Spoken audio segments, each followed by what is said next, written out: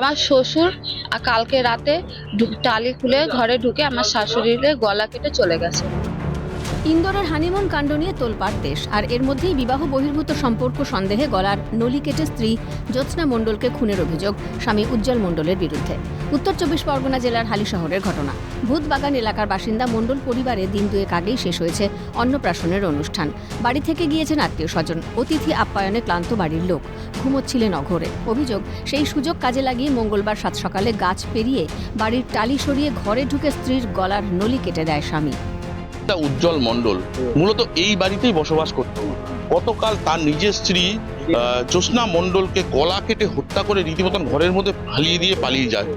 আমার শ্বশুর কালকে রাতে টালি খুলে ঘরে ঢুকে আমার শাশুড়ির গলা কেটে চলে গেছে। গলা কেটে চলে গেছে। ভোরবেলা আমি উঠে যখন দেখি তখন টালি খোলা, আমার শাশুড়ি ঘুমিয়ে রয়েছে। আমি তারে তুলতে গেছি, তখন আমার শাশুড়ি উঠছে না। তখন গলার দিকে নজর গেছে, দেখছি ওনার গলা থেকে রক্ত বেরোচ্ছে। এমন ঘটনায় অভিযুক্ত উজ্জ্বল মণ্ডলের ফাঁসির দাবি তুলেছেন বাড়ির লোক। কাঠগড়ায় তোলা হয়েছে অভিযুক্ত উজ্জ্বলের দিদিকেও, তারও শাস্তির দাবি তোলা হয়েছে।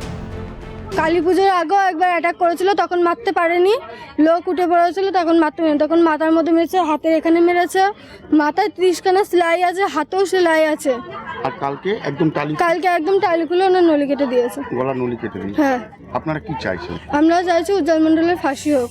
টালি খুলে ঢুকেছে, ও ছাড়া আর কেউ করেনি। আর ও সাইদার আছে দিদি, আমি চাই একমাত্র ফাঁসি, আর কিছু চাই না। খবর পেয়ে পুলিশ গিয়ে দেহ উদ্ধার করেছে। ঘটনায় অভিযুক্ত স্বামী উজ্জ্বল মণ্ডলকে গ্রেফতার করা হয়েছে।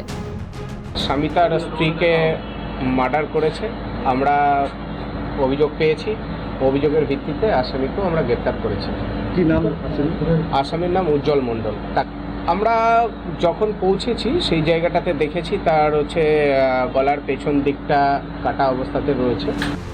মৃতদেহ ময়না তদন্তের জন্য পাঠানো হয়েছে। পুরো ঘটনা খতিয়ে দেখছে পুলিশ। এখন দেখা যাক যে এই ঘটনায় আরো কারা জড়িত। কাঁচরাপাড়া থেকে বিমল দত্তের সঙ্গে শান্তনু আচার্য, ক্যালকাটা নিউজ।